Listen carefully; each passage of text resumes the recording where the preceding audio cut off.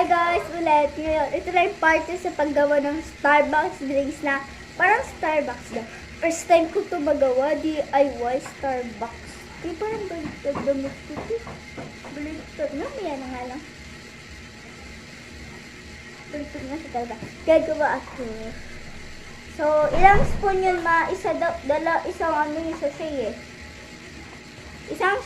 Ilang spoon ma yung isang sachet? 2 spoon. Gagawa muna ako dito sa isa.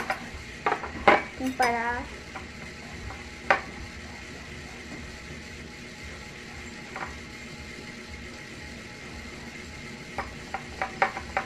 okay na to. Okay na to karami. Okay na. Tapos kailangan daw ng water. Ito guys. Kailangan daw maging malapot siya.